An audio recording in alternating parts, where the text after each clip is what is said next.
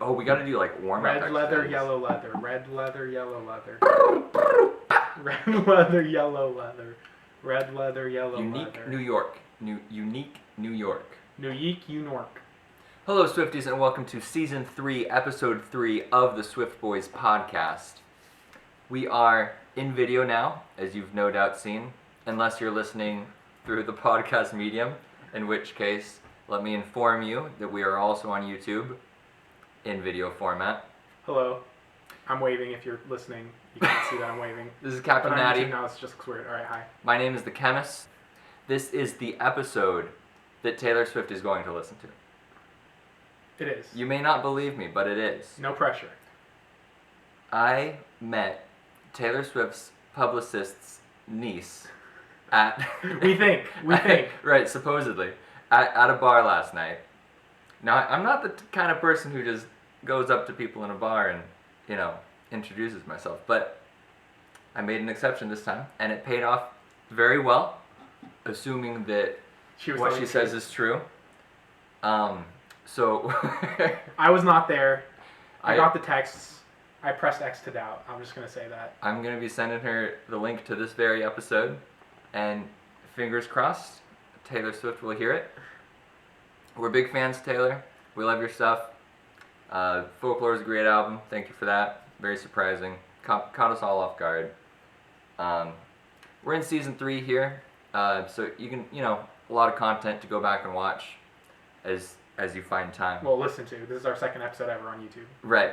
Oh, and Swifties, I should say, if you are listening on Spotify or Apple Podcasts or wherever you get your podcasts, I would recommend just opening up YouTube and just seeing this video, because you're going to see where we've been recording our last year of episodes. We're just literally sitting in Scott's living room. This is temporary as we try and create a studio in his garage. Oh, Swifties. But this is we where are going we to record. get such good equipment soon. It's going to be pristine quality, both video and audio. Just trust me, it's going to be great. So yeah, you'll be able to see our progression from pixely Zoom call to HD, bad lighting, weird living room this time. Hopefully really professional eventually. Also, we say that we're going to record weekly. That will happen soon. We realize it's been like a month since Folklore came out. Oh my gosh. Scott was out of town. But now we've had so much time to think about it. I know, we've listened to the album a lot. We're gonna have such good takes. How many times do you think you've listened to the album so far? It's, for reference, the album's been out for 2 weeks and change, like 15 or 16 days. At least once a day, so 15 to 16. Once a day all the way through. Yep. Okay. What about you? I'd say I listened to it like twice a day the first week. So I hit 15 so about even then. But it's, and then recently it's been like, I've probably listened to it 3 times the last week, so we're about even. But some songs I listen to more than others. I kind of already I kind of already have an idea of which songs I like the most, which ones I kind of like, I'll skip. Yeah, like which Betty is definitely an early favorite of mine. I think that's what you said on our reaction episode too. Even my first time through listening to it, I was like, this is the London boy of Folklore. That means it's bad. Oh, Taylor Swift, you probably, if you haven't watched the previous episodes, I'm a big fan of London Boy. I believe that was the best song on the Lever album. Similarly, Betty is the best song on the Folklore album. So I'm not saying they're similar in content, but I'm saying they're similar in quality relative to the album as a whole. That is not my opinion. Alright, Swifties, but today we are going into the first track of the album. Which is the one. One. Not O-N-E, but the numeral 1. Oh, something we didn't mention in our hot take reaction episode that we recorded literally an hour after Folklore came out. Mm-hmm. Every single track on this album is just lowercase, unlike any of our other albums. I don't like that. It's like, that's definitely not like a new thing. Or it's a new thing for her, but it's like I've seen people do that before. Yeah, Ariana Grande does that. Oh. So that may be why I don't like it, but not that I particularly don't like Ariana Grande. I just didn't like how everything was lowercase when she did it. Right. And so I can't suddenly start liking it now. Yeah, that's fair. Yeah, but it is what it is. Not a huge deal. So is the one, the first song on the album, the one we are talking about today, is the one song that Taylor has ever released that has a numeral in the title? No, 22. Okay. I guess that's true. I walked into that one. Oh, that's true. 22 is not spelled. 15 is spelled out. Yeah, 15 is spelled out. I didn't think about that. Right. But like She was 22 is getting lazy far by away. the time 22 came around. Yeah. She didn't want to write it out. Didn't think about that one. Because then you got to know, like, do you want to put the hyphen in there, or do you want it like 2 words? It's just a mess. Right.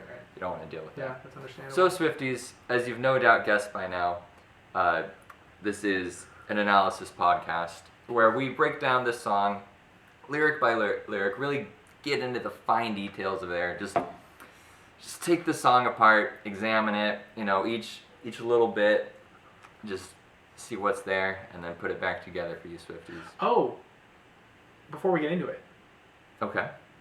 Scott is showcasing a little something special that we've been talking about for about a year. Swifties, as you've no doubt noticed, if you are in the visual medium, but if you are in the podcast medium, you have no idea. I am wearing The Swift Boys shirt, designed by Captain Natty himself. I designed that in Microsoft Publisher in 30 minutes. That's right. These are not the official merch. This is just our first batch. We just had like 3 or 4 of them. Yeah, we have cool merch in the works. And I know if you've been listening to the podcast for any length of time, we've been saying that for the same length of time. Like a year. Stay tuned. It's coming. One of these days, we'll make it happen. All right, so Captain Natty, would you like to give me your first impressions of The One? Yeah, so pulling up the lyrics on my phone here. We talked about The One a little bit in our reaction episode, our first episode on Folklore. It's the first song on the album. It's obviously it's an introduction to the album, right? It's unique, and in a sense, to me, it's like very upbeat, but also more calm and like the more relaxed vibe that the whole album has. Yeah, I don't know if I'd call it upbeat. There's not really any upbeat songs. I think the beginning, right. It's as upbeat as the album gets. Like the beginning of the song, like the instrumental part at the beginning of the song is a lot more upbeat than most of the rest of the album. Is what I was kind of referring to. It goes without saying, if you guys haven't heard this song yet or haven't listened to it recently, which if you're listening to the podcast, yeah, if you're listening to this podcast, you've probably heard it. I guess we don't need to say you should listen to the song. I was listening to this song on the way here in my car, and I had the thought that this song reminds me a lot of Holy Ground on Red. Not not musically at all, really, but like thematically, lyrically. They're kind of telling a similar story in a different way, but it's a similar story.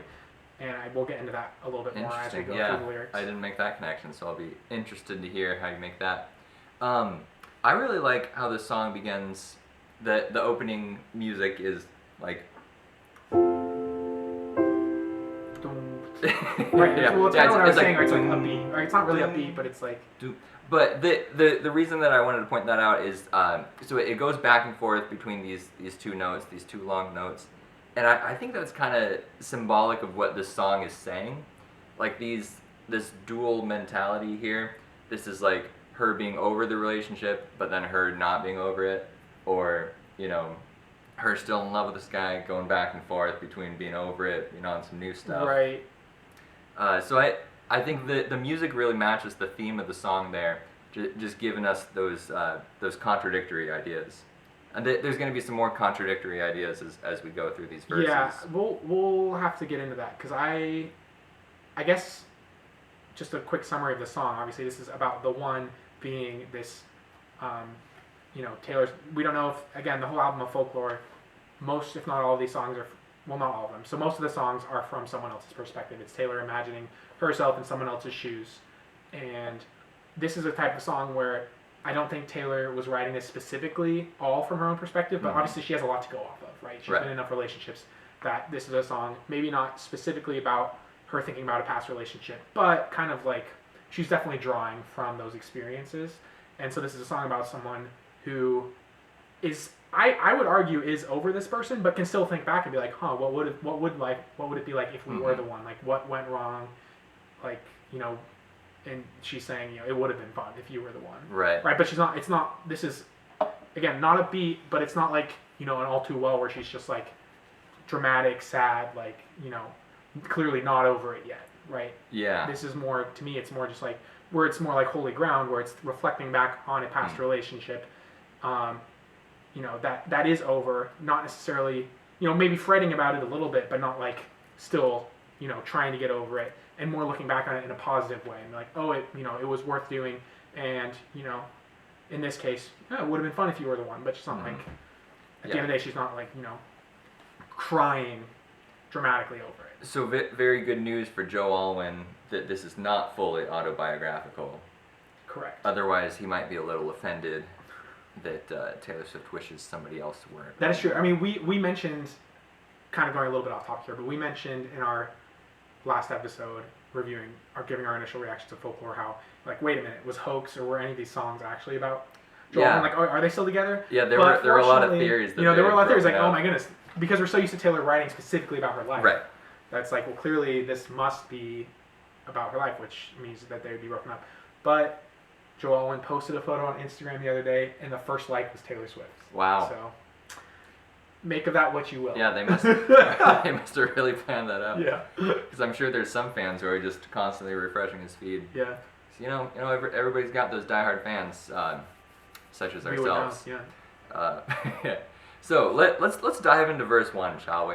Let's finally get into it. Taylor, in the voice of this person who's not Taylor, this unnamed narrator, she says, if you're a child, mute right here, because this, again, the first song of the album, the first line of the album, introducing Taylor is willing to get a little expletive on this album. Yeah, maybe we'll bleep it. We'll see.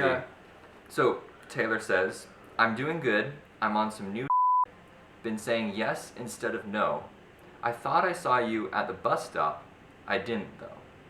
So this is where I have a little bit of a disagreement with you, that you were saying this is somebody who's over this person but can still look back. She's doing good. She's on some new She says that. She says she's been saying yes instead of no. She's doing that's good. exactly what she says. However, she thinks she sees him at a bus stop. Okay, so she's seeing his face everywhere. Yeah. So, again, that's from Holy Ground. In Holy Ground, it says, "And I see your face in every crowd." It's a similar line. So again, I don't think just because she's clearly still thinking about him, which means that she's thinking that she sees him places. Like, you don't think you see someone unless they're on your mind, right? That's what this line is referring to, right? The fact that she is still thinking about him. So she is like, oh wait, is that him? Is that him? Is that him? But I think that's still natural. Like, I don't know, it's different for every person, but I think you can be over the relationship but still be at a point where you do still think about it, right? And so that's why you would still, think you see them at the bus stop. Right. The other connection to this line, which you actually brought up when we were covering Lover hot takes, on our first reaction to it. Folklore hot takes? No, Lover. When we were doing I Forgot That You Existed, you said, well, that's silly. This song's called I Forgot That You Existed, and yet you're going out of your way to write a song about it. Right. This kind of has that same vibe for me.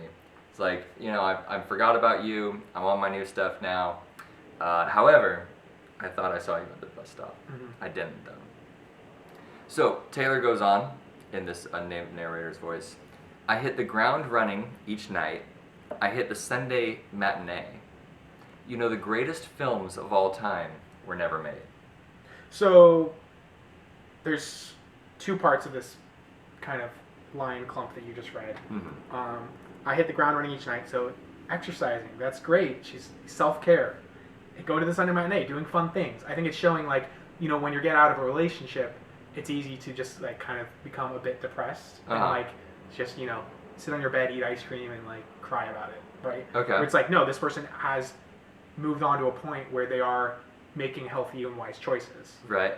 So I would push back on that a little and say you might be taking hit the ground running a bit too literally. Oh, great. Am I going right now? What do you like, mean? hit the ground running means, like, you're getting into it, like, you're starting your day, you're being like, not physically active, but, like, you're being productive. Okay, but it's still the same meaning. Right. It still has the same, at the end of the day, it's still referencing the same thing. Totally. I think it could have both. Sure. I think it could have a double meaning. I agree, I hit the ground running in different... yes, I've obviously heard of that image before. Okay, I'm making sure. I'm interpreting it, like, because each night, right? Not each day. So I think maybe she just starts thinking, I don't know.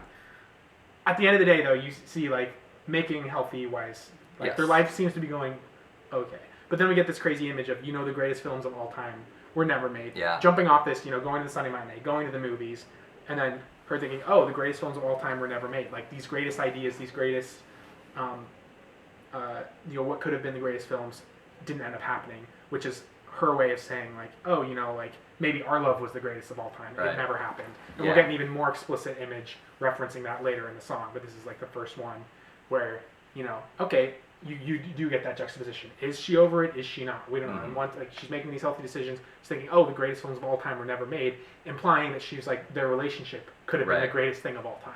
Right. I think this line is one of the top in the album. Mm-hmm. The greatest loves of all time were never made, because it could just mean so many things. Like it's a comment on society that like all the films are now sequels and superhero movies, and they're not doing any new stories. But then also, the greatest films were never made because there's so many possibilities. You can't make every film. You don't know which one's going to be the greatest film. And similarly, in their relationship, you know, there's 6 billion people you could be dating, and especially for somebody famous like Taylor, you could literally pick anybody you want, and they would date you within Right. reason. And so, you know, each one of those could have been a great love story. So who knows which one would have been the greatest film of all time. All right, so then we hit the pre-chorus. Taylor says, I guess you never know, and if you wanted me, you really should have showed, and if you never bleed, you're never gonna grow, and it's all right now. This is a great pre-chorus. I really like this pre-chorus. So again, coming off the line where she just was kind of saying, you know, our relationship, our love could have been the greatest film of all time, could have been the greatest thing ever. And then she's like, well, I guess you never know, right? Obviously that's, you know, presuming a lot. Right. And then here we see, this is where it's like, interesting, like how did the relationship end? It's not Yes. clear. If you wanted me, you really should have showed, which makes it seem like she broke up, or yeah, it's not clear. That Yeah. doesn't actually really, we're not getting, it's leaving a lot of possibilities out there, Right. right? So to me, it reminds me of The Moment I Knew, when her boyfriend at the time does not show up to her birthday party, and everybody's there except for him, and they presumably break up over it.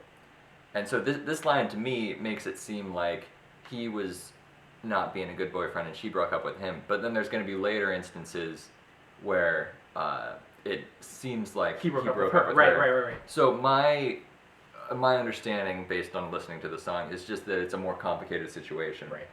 That it's not definitive either way. Right, and I think this is also going to show that this isn't directly from Taylor's perspective, or like she's not completely drawing on her own past experience. Like, I wouldn't call it an inconsistency, but I think there's more variability in the song than what would be in a normal like Taylor song written from specifically about her past relationship. And then I like this line, and if you never bleed, you're never gonna grow, and it's all right now. Where it's like you can think back at a past relationship and be like, oh, you know, what a waste of X number of months or years of that relationship. But then it's like, well, okay, I guess it was worth it because, you know, I learned from it and I grew from it. And it's like, you know, right, like as long as you're learning, it's worth it, right? It's all right, but it's like you still have that in the back of your mind. Like, was it though? Like, was it worth it? Yeah, so she keeps telling herself it's all right now, just like she did at the beginning of the song. But we'll see if it is all right. The chorus we get, but we were something, don't you think so? Roaring 20s, tossing pennies in the pool. And if my wishes came true, it would have been you. So, Roaring 20s, referencing the Great Gatsby style parties. Correct. Okay, so yes, that's clearly the Roaring 20s, obviously referencing the period of the 1920s. If anyone studied history, you know. But specifically the parties, decadence, decadence, and the yes, extravagance. But I think it's also meant to be a reference to like the age, Roaring 20s, like being in your 20s. Oh, being in your 20s. I think this is like a double meaning. That's how I fair enough. Where it's reflecting back as, you know, the relationship being them in their 20s and referring to the Roaring 20s and as an image of right the decadence of the actual time period, the Roaring 20s. And then tossing pennies in the pool, right, making wishes.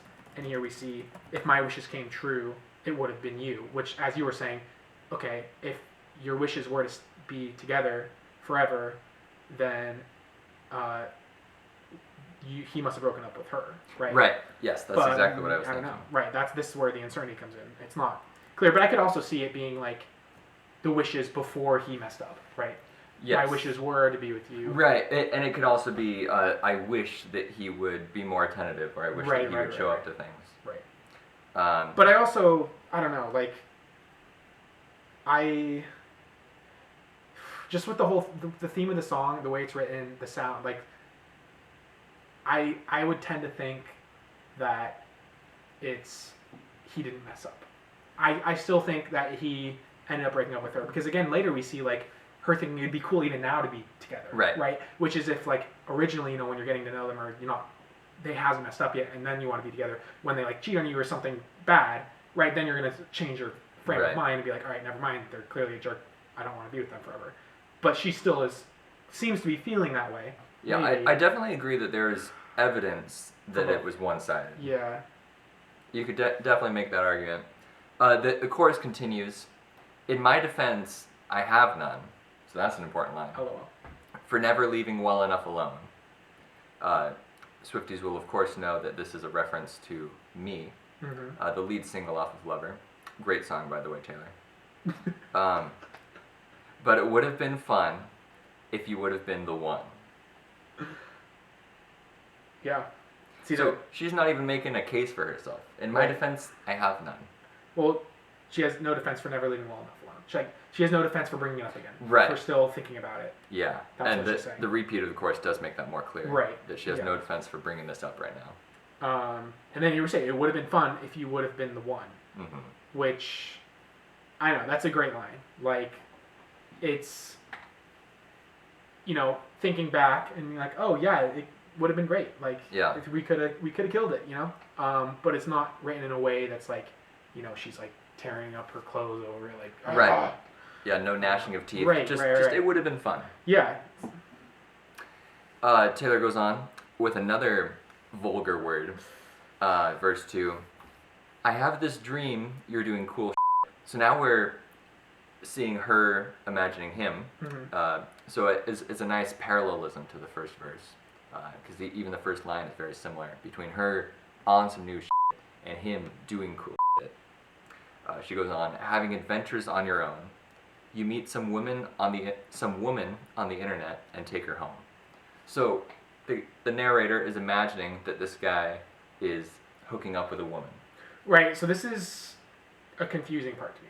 So she's still thinking about him, but in a positive manner, like you're doing cool stuff, is what she says. But also in a jealous manner. Right.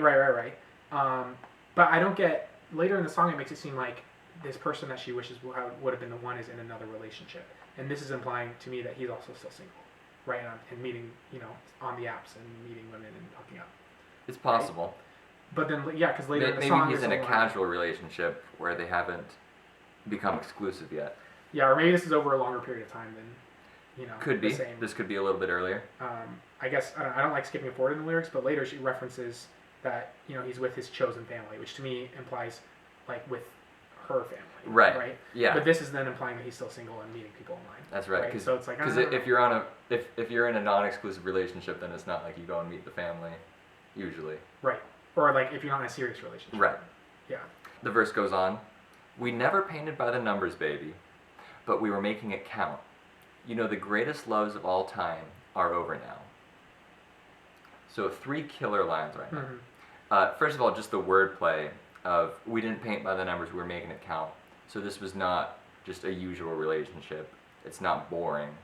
And they're making it count like they're doing something. They're not just, sitting there watching Netflix as if they could have been alone. They're actually, making it count. And then the line, the greatest loves of all time are over now.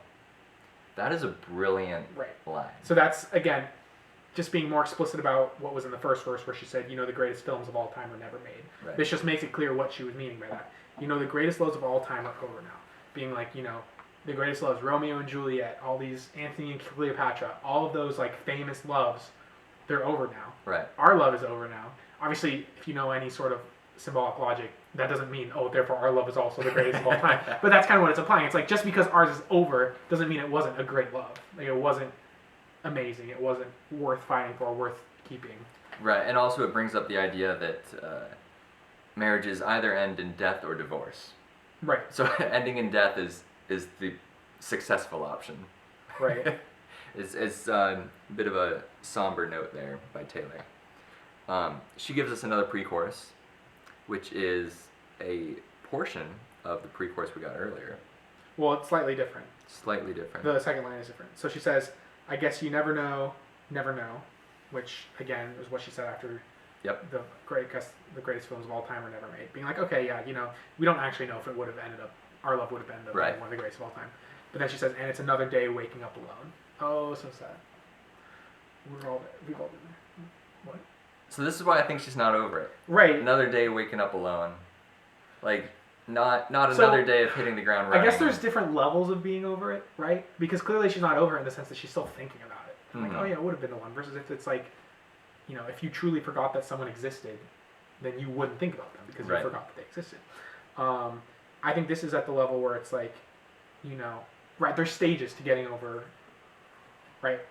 Getting through a breakup, there's stages, right? Mm-hmm. And I think this is like near the end stage, if that makes sense, right? Okay. It's not consuming all of her thoughts, and I think she's gotten over it to the point, like she no longer. Again, it's hard. The hard part is we're trying to make assumptions about this where we don't really know any details about this fake relationship that she's talking about, and I think that's why the song is so great. Is because she has to make it vague enough that people that anyone can relate to it, if that makes sense. And so I think, at the end of the day, this is about someone who had a relationship. We don't know how it ended. It was a good relationship. It probably lasted long. I think it was fairly serious. Mm-hmm. We don't know how it ended.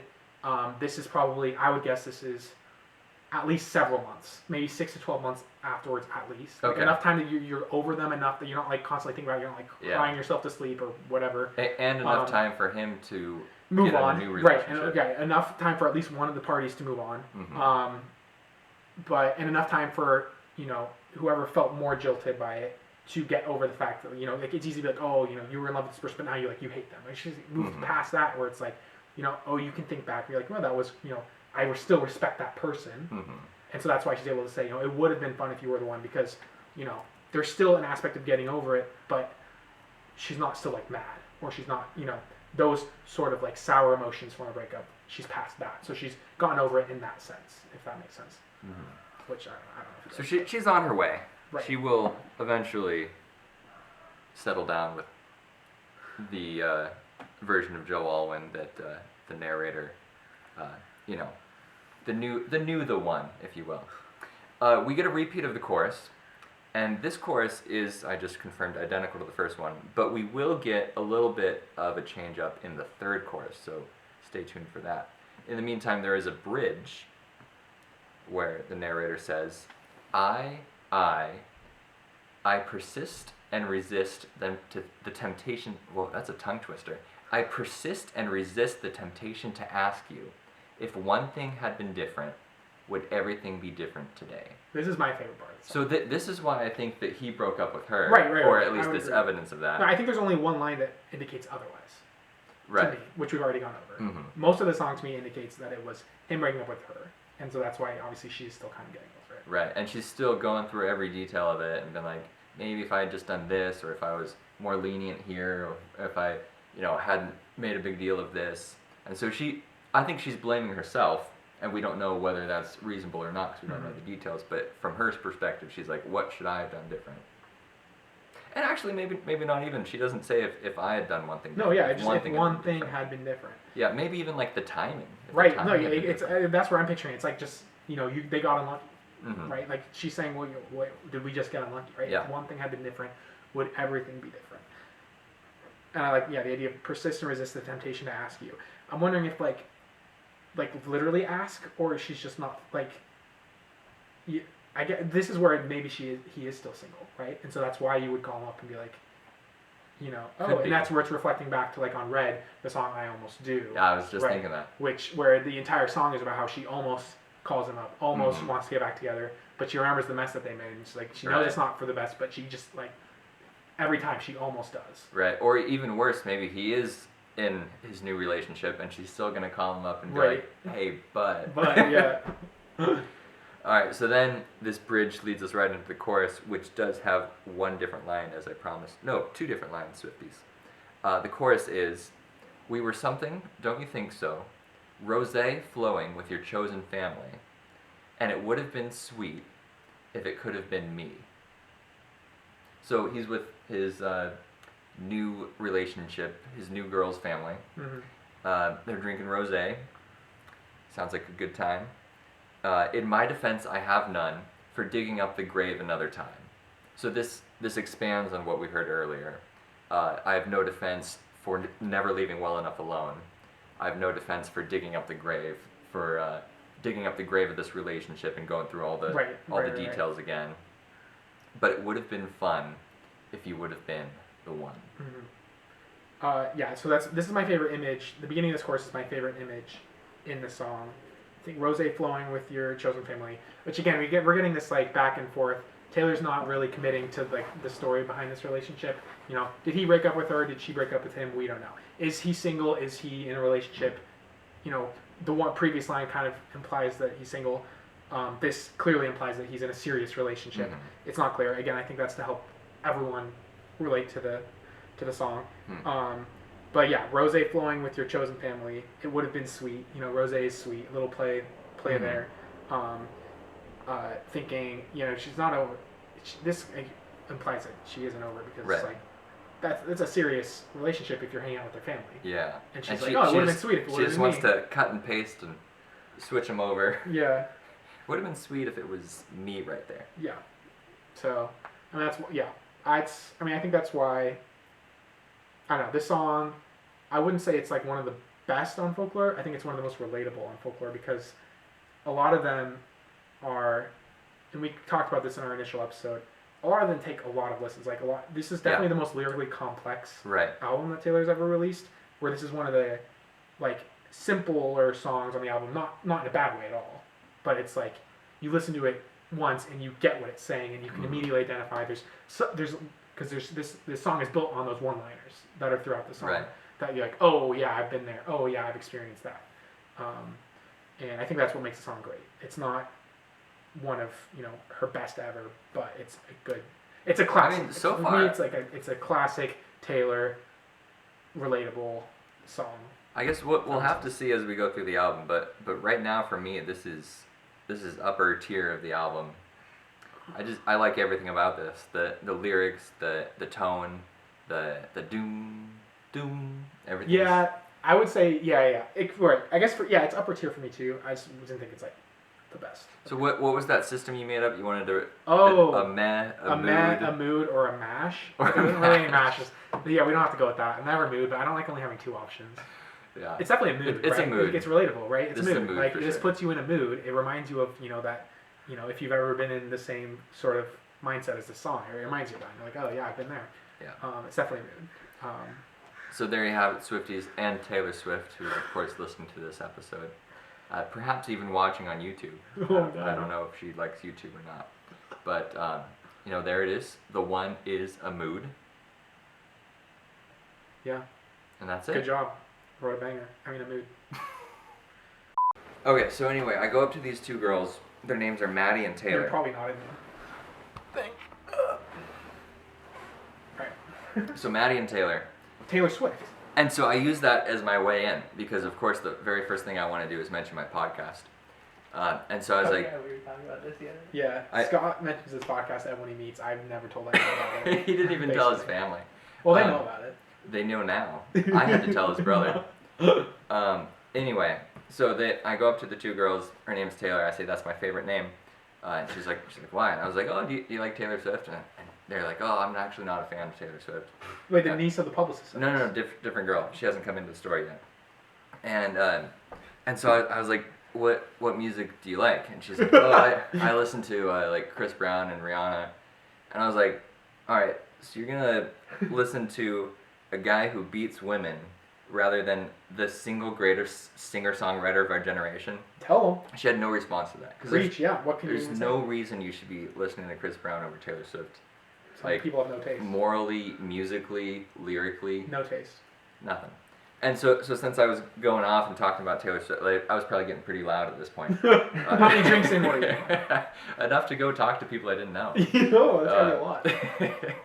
Were you wearing a mask and 6 feet apart? No comment. Let's delete that from the podcast. I refuse to comment. It was an outside bar though. And so anyway, we were talking about Taylor Swift very loudly. I was getting heated.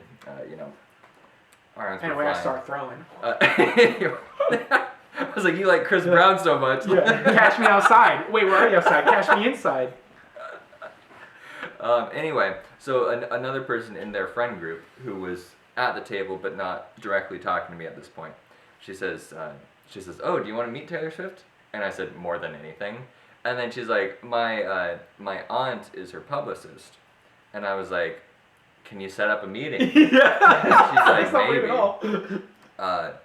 And so anyway. Did you get her number? So instead of exchanging numbers, I gave her my podcast information. She emailed us yet? What podcast? Like, is she gonna follow us on Instagram? What No, information? it'll be fine. Yeah. I think she's just messing with you. Captain Natty. I still think believe. she's lying. So yeah, this will be the determination of whether Captain Natty is correct. All right, Swifties, make sure you subscribe to the YouTube channel. Smash that like button. Smash that subscribe button.